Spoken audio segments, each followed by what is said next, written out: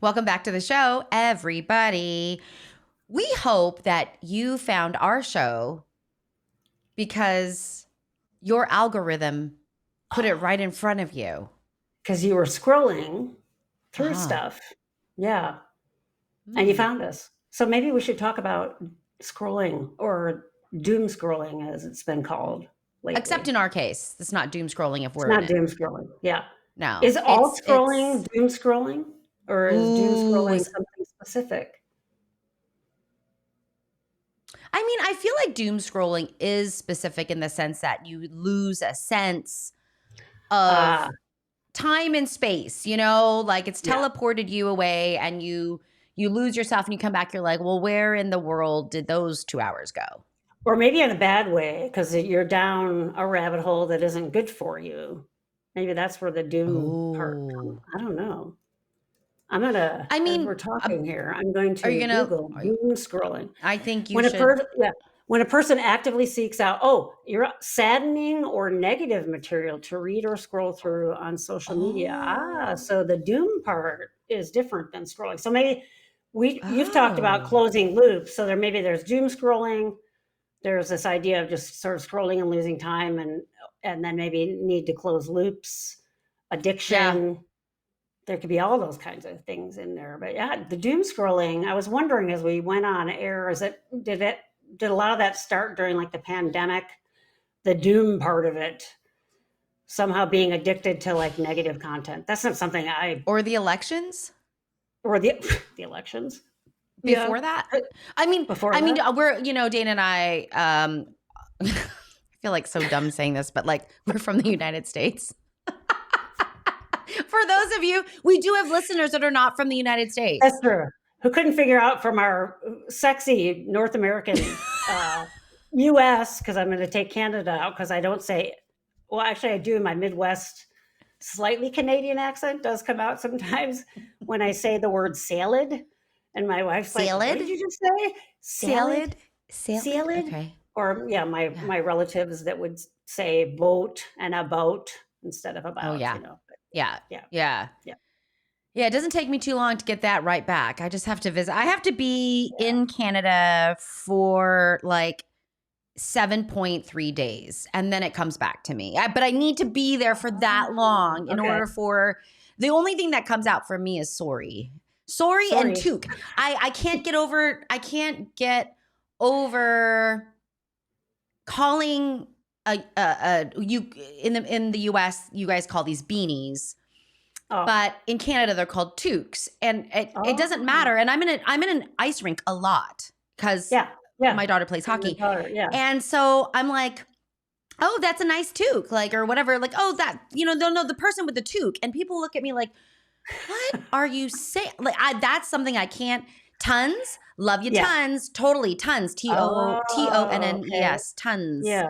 Like as just a sign off. Like that's hard for me to let go of. Sorries. So that comes out a lot. I don't know how we got there from doom scrolling, but this is what happens. You were talking about during the election, and then we talked about. Oh, yeah. Oh, and I say that because not because we're trying to make a political statement, but because we were very, very, it was a very divisive time. In the United States. And so, if anyone was going to use the algorithm. You wanted info on it. You wanted to know what was going on. Like early stages of the pandemic, what the hell is happening? How long is it going to last? Am I going to die from it? And then I think what happened is we realized maybe it was combining just scrolling with the negative stuff, and that became really problematic because people that I was working with were getting depressed, and I'm like, well, what are you doing all day? Well, I'm looking at this negative news stuff, and I'm like, well, stop. Well, I need to know what's going on. So that need to kind of stay informed, but it being really negative, and then that can certainly really affect your mood. That can be doom scrolling. There can be my personal favorite, which I turned off on Facebook, you could, every time I get a new app, it says, do you want us to push you notifications? And every time I'm like, no, because I don't want to see that little red circle with the number in it that tells me I have something Oh, I haven't yeah. read, because I would Yeah. want to close the loop and I'd want to read them all Yeah. and then close the loop. So I do that when I go on Facebook, but I don't see it just popping up at any time. Or Yeah. those rings that some of us have, if we have Apple stuff for like exercise, you want to close those loops. You want to like complete it. Yeah. Can be. I would watch videos. I love watching videos on TikTok that are dog and horse stories. And I would, if I saw a story that I didn't realize was going to be a sad animal in peril story, I used to feel compelled to watch the whole thing because I need to make sure the ending was happy. But a lot of times it wouldn't be. And then I'm like, why the hell did I just watch that? That could be like a version of doom scrolling. So now, and I felt like it was I can't remember if I talked about it here. I felt like it was my responsibility to somehow witness the story. And now I'm just like, I can't do that. I can't do it. I can't do it. Like if I know it has any chance of potentially being, and even news stories, I'm like, I can't. And it is that idea of I can only take so much in, and I need to, that maybe you could say that's a version of doom scrolling, but it's hard to pull up out of. Like if you're in that place of needing to close the loops, it's really hard. I mean, I think that's the theme. Thematically, Yeah. it's when it feels out of our control. Yeah. Yeah. Yeah. And there's actually learning theory that covers this, right? So we all learned in grad school the schedules of reinforcement. So if you do something and you get a reward for it, you're more likely to do it again. And if every time you do something, you get a reward for it, you're going to learn that behavior faster. It's like when you're teaching your dog to give their paw, you reward it every time. And then if you start to vary how many times that behavior, intermittent, vary that time, you may learn like the amount of time that it takes to get it. So you might not frantically look for it when you know you've just gotten a reward, but then it ramps up later. And the hardest version of reinforcement is what slot machines are. It's called variable ratio. So you never know how many times it takes. You could get rewarded in one pull of the lever, you could get rewarded in 10 pull. And that one actually makes you want to do it more. And that's what I think social media is like, and that doom scrolling and the closing the loops. It's that variable ratio reinforcement. You never know what it's going to take to close it, except that you know when you finish it, you feel better, you feel complete. And so that there's reasons they want to push you notifications because they know you're going to want to do that. It's a totally human nature thing, not just neurodivergence. That I think they, yeah, and I mean it's really clear. I mean we've had multiple documentaries on this and other things, pieces on this of how software developers absolutely use brain science in order to hack people's brain to stay on the platform for as long as possible. That is really, really clear. I mean, this is why we're so worried. I get very worried about young brains that are exposed to social media, and that there needs to be, I mean, I honestly feel like one day social media or phones are going to come with that same warning label as cigarettes. Oh, yeah. Yeah. I totally agree. We're already seeing it in some regards where you can have parental controls, or you can set it for if you've used this app for X amount of time, it'll bump you out. We're already seeing attempts to control it. And I think you make a really good point, but a new mind, a child's mind. Yeah. You and I grew up at a time where this wasn't available. Yeah. And so we're going to tend to somewhat default to our original neurology, which was it's not around. So people that are growing up with that are never going to have that base of not being on it. It's scary. I feel like I do feel like too, it's creating these neural connections that are very used to immediate gratification. And so, right, we see this like for those of you out there that one of the most long-standing longitudinal studies we have on human development is the marshmallow test. Right. And the idea there is that when you take little kiddos and you say, listen, you can have this marshmallow now, or if you wait until I come back, I'll give you two. right? And they followed these kiddos who had the marshmallow right away or waited for the second marshmallow or 2 marshmallows. And they've just found that people who were able to delay gratification, again, this is a study that was done a while ago, so this is not like necessarily a current study, that the people that were able to delay gratification and just these days we might call this being a little bit gritty about it, right? Holding on, working hard, doing these things pulling back to your get impulse to want right. it now. Just had a different trajectory of success factors in their adult lives, right? And so I think about the marshmallow test. I don't know what it's called, whatever. But, I think about that a lot as I look at the grooming that's happening with social media. And, I see it. I tried to hold it off on my teen for a long time. I tried to have her demonstrate certain types of impulse control behaviors before she earned social media by showing me she could do certain things. And people thought I was absolutely crazy. I don't do social media now as an adult because I can't have that many open loops from inputs coming into my mind. But, there is something about it that's just very powerful. I mean, it literally is a brain hack. They are hacking brains. So I can see why the scrolling is hard to stop. Yeah.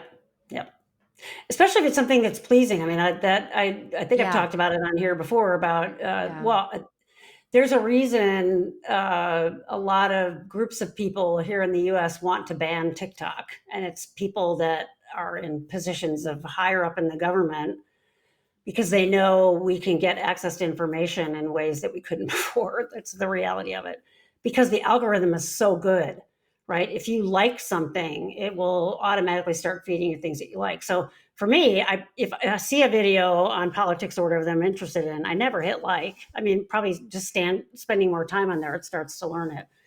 But I can see when it's starting to go towards something that feels doom scrollishy.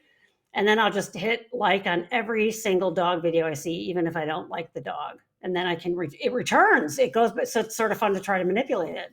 But it is totally based on giving you what you want to see. So it is sort of puts you in a tunnel, so to speak. And if it's feeding you things you want to see, and you're growing up with the mindset of that immediate gratification, it has potential for really causing some issues, right? It definitely has the power to change thinking. That's for sure. If you are only shown what you're looking for and what you like and never something else.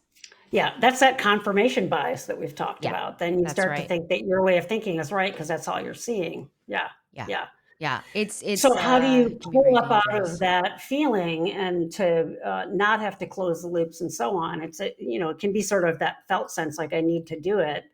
And it really, the only way to do it is to try to make yourself not close a loop and tolerate the anxiety of it. And then the more you do that, the more you can deal with that and not have to worry about it. But it's hard. I think it's going to be harder for younger people whose brains are being wired originally this way. And, I've heard people try other tricks like, they set a timer so they can pay attention to how long they were on there. And it's really, drawing awareness like, oh my God, I can't believe I do that for an hour and a half. Are you kidding me? An hour and a half, I could have been doing all these other things. So that you start to, and your phone can show you how much time in a given day. That's relatively new. It didn't used to have that. Apple sends you. Yep. I mean, my Apple phone sends me how much screen time I've had. Every week. Yeah. So you can actually, if you want to pay attention to those things, that's the best way to do it because that's going to sort of get in those cracks in terms of each time you go on that and you have in the back of your mind, oh God, I was on there 7 hours last week or whatever it is. I want to be less. And that's going to be in the back of your mind when you go on again and you're not likely to want to do that anymore. Right. Yeah. But it's hard. They're really, you're swimming upstream with these things. They're very hard to get away from. Yeah. I think we have a hard time being quiet. And that's just a different place to be. Boredom used to be a wonderful thing for us as children. Because boredom is what really took us outside and doing things had us and getting creative. I mean, I remember making an ice cream shop with cardboard and tissue paper and my mom's different baking essences, like a vanilla Oh, or a lemon or an almond. And I'll never forget, I used them all because of course I had an ice cream shop that I was making Yeah. money off of with, imaginary people. And my Yeah. Oh shop my was God. obviously very popular. Okay. Yeah. Oh, that's And my awesome. mom went to make something like almond shortbreads, something. And the almond, they were It was gone. And I was in so much trouble. I cannot even tell you how much trouble I was in. I didn't have the sense of it at the time. I just wanted something smelling like it was, Yeah. but I would have never done something No. like that. I mean, before, and it was just funny. I mean, I have just a very strong memory of Yeah. my ice And cream the jury's shops. out. I mean, we don't know what the long-term effects are going to be of you not being in No. that creative space. Yeah. Yeah. Yeah. So, it is maybe we're worth just going to be trying to, extinct. yeah. Dana, we'll just be Yeah. extinct one day. Yeah, I mean, I think the bottom line is how do you stay in control of yourself? Yeah. What was the differentiation we made in the last episode, Dana, with the collectibles, right? It was like, Oh yeah. Is it something you want versus something you have to do or need? right. Yeah. Is it a Want have to versus or a have want to. to? Mm-hmm. Yeah. Mm-hmm. Yeah. Yeah. That I think is a great question. Definitely. Want versus have to.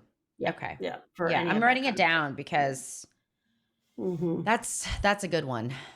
Yeah. It's always a good one to ask yourself. Yeah.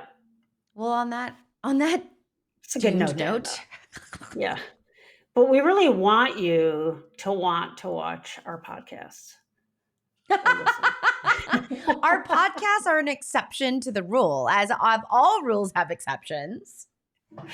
It's more genuine if you want to listen rather than you have to. I'd rather have it be you want to. Yeah. Absolutely. Well, and who's going to be in a position where it's like, I have to watch Dana and Gwen? Come on. Yeah. All of our 2 followers, it's like Steve and like there's someone, it's like. We're going to hold a gun to your head and make you watch this. Yeah. Steve will always be a part of our show. Thank you, There Steve. you go. Exactly. Steve is like, we've trapped Steve, basically. Anyway, all right, everybody. Be good to you most of all. And be good to you. Go outside. Yeah. Go outside. Be good to you and go outside. Let's put that on the back of the shirt. Be good to you in the front and go outside in the back. All right. Go outside in the back. Yeah. Yeah. All right. Bye, all right, everyone. See you in the next episode. Bye.